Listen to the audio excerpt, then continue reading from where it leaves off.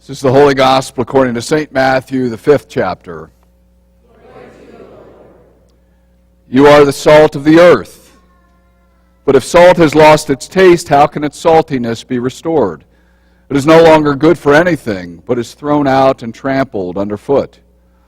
You are the light of the world. A city built on a hill cannot be hid. No one, after lighting a lamp, puts it under the bushel basket, but on the lampstand, and it gives light to all in the house.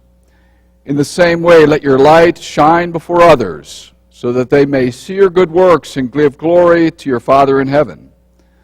Do not think that I have come to abolish the law or the prophets. I have come not to abolish, but to fulfill. For truly I tell you, until heaven and earth pass away, not one letter, not one stroke of a letter will pass from the law until all is accomplished. Therefore, whoever breaks one of the least of these commandments and teaches others to do the same will be called least in the kingdom of heaven. But whoever does them and teaches them will be called great in the kingdom of heaven. For I tell you, unless your righteousness exceeds that of the scribes and the Pharisees, you will never enter the kingdom of heaven. The Gospel of the Lord. Praise to you, Lord. And please be seated.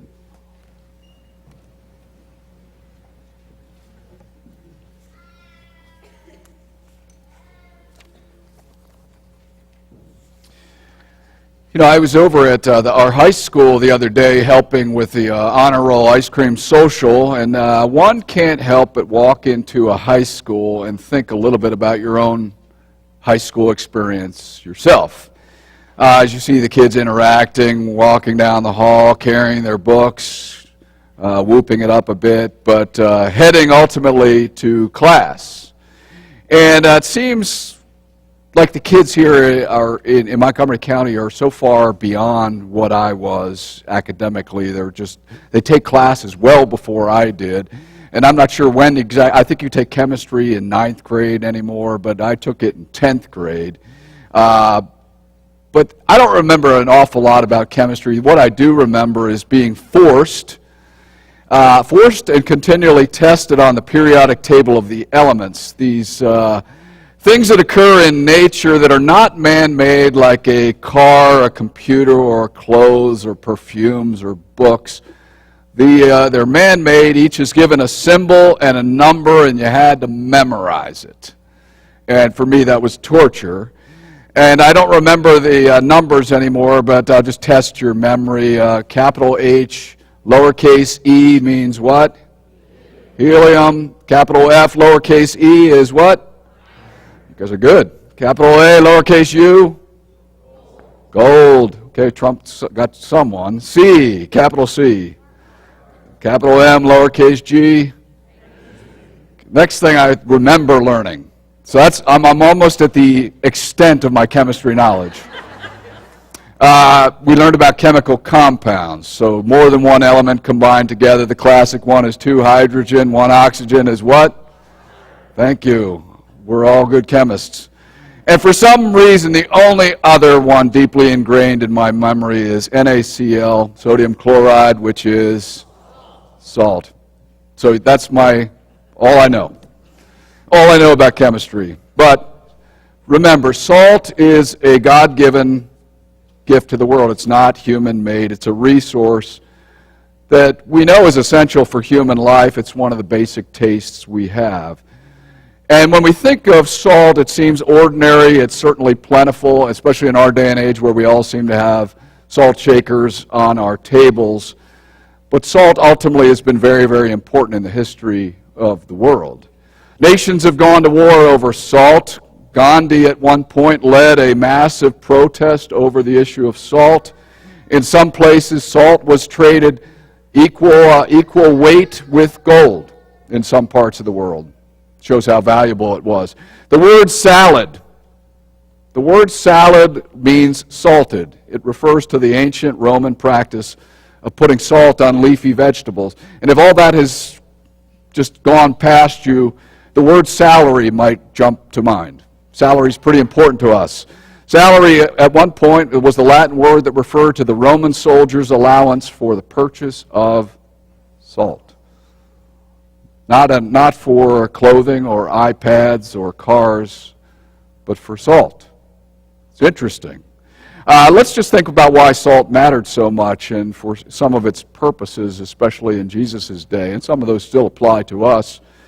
But it was a prized commodity because they lived in a world without refrigeration and all the ways we have to preserve food and keep it in our own house at just a couple paces away.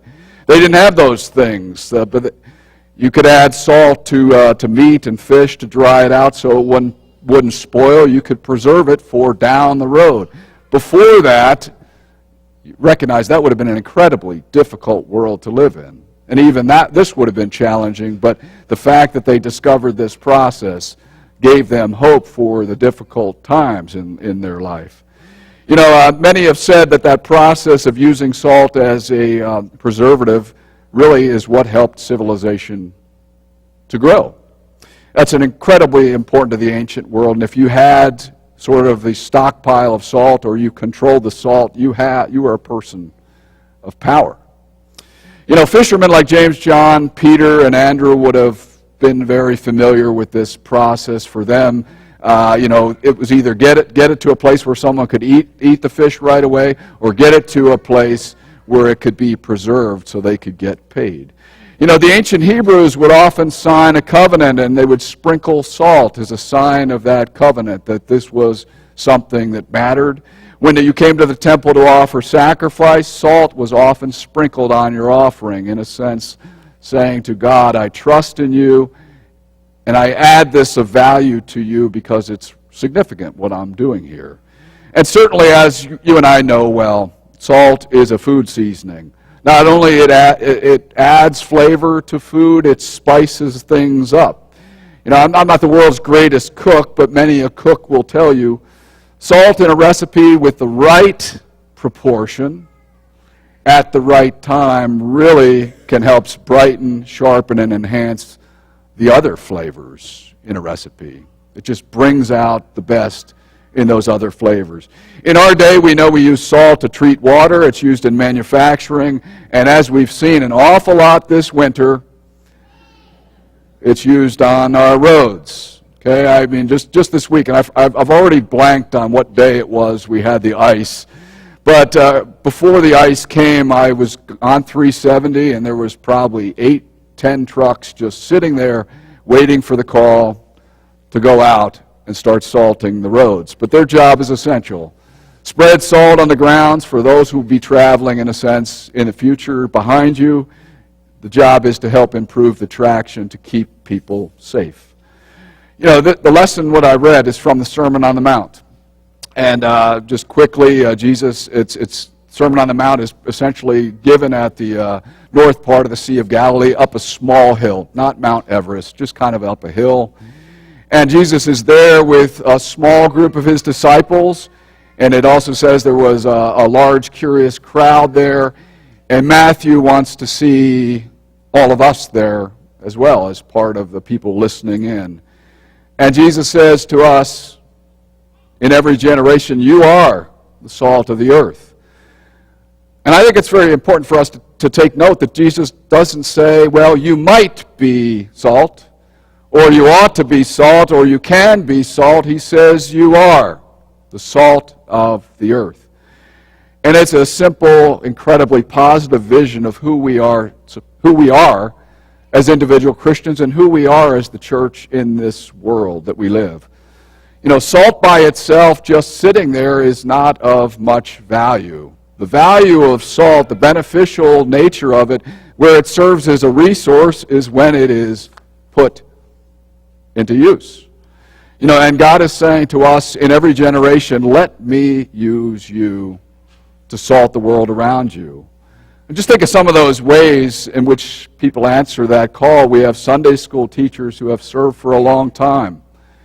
And what they are doing when they give their time and talent to work with kids and adults is they are telling the biblical story. They are salting and preserving and feeding the next generation so that story of Jesus can be told and told and told and carried on. You know, the same thing is true for a parent who takes their faith seriously, who reads to their child, who talks to them about the faith, who brings them to worship, who prays with them. They're setting a tone for what's going to come, what that kid will model in their adult life. We salt our world by the way we interact with it on a daily basis, each and every one of us. We salt it when we act with integrity, when we show joy instead of hostility, when we offer patience instead of quick to contribute to the sarcasm and pessimism of the world.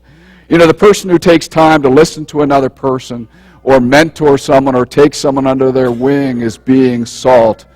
The person who sees the gifts in another person and encourages them to share those gifts is being salt, saying, bring those gifts out so that we can appreciate them. And the person in the church who learns to give generously with everything they've been given is giving their very best and salting the world so that the world is indeed blessed. Churches that help others are dedicated to being the salt of the earth, and it's not about being superior to others. It's simply understanding that our calling is always to be of service to other people. And think about some of the things that are happening here at Good Shepherd just this month, the food ministry, and I kind of wrote about this in my newsletter article, but you know, the sharing of the food this month by this congregation is just something we do all the time, but last week we had a wonderful collection for Super Bowl Sunday, and boy, wasn't that the best thing about, unless you were a Seahawks fan, wasn't that the best thing about last Sunday? Community-based shelter starts next week. We'll serve 21 meals in the course of the week as part of a massive team effort. And no, it's not about the glory of anyone. It's about being a partner in our community. You know, our 8th graders next Sunday will be down in D.C., and we hope it's a little warmer than it's been this week, but we'll be on the streets distributing care packages to the homeless. Next Monday morning, our kids will be serving at some breakfast and lunch, so we may serve as many as 800 people. Our kids are going to do a 30-hour famine 3 weeks from now, and their goal is to raise awareness for world hunger, and their plan is to raise $7,500. They've already raised $2,000 in about 4 days, which is pretty amazing, their passion. You know, some of you are preparing to sing at the social ministry concert, and I'm not one of them. You know that that's not my gift, but it is the gift of some of you here. And what you're doing in offering that gift is helping raise awareness for housing issues in this community, an expensive place with a lot of need. And one of the things I do want to point out is this church is being a resource, and we're working in partnership with Epiphany Lutheran in Burtonsville. They're without a pastor right now, and you see Matt is not here right now. Matt Pensinger is over there preaching and helping them, providing worship leadership. We're starting to talk, our council, starting to work with their council on stewardship and worship planning, and we're simply there to try and help them take the next steps in their ministry. But we're saying, hey, we think that it's very important for us to be in partnership with others. Jesus says to us, this day and every day of our life, you are the salt of the earth.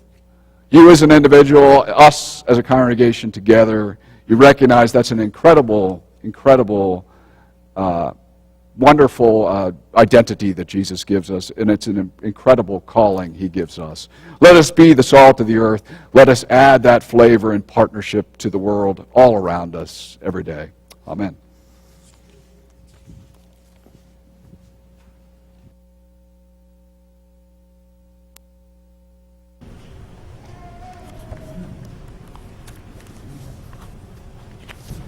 Please rise and join in the confession of our faith through the Apostles' Creed. I believe in God the Father Almighty, creator of heaven and earth. I believe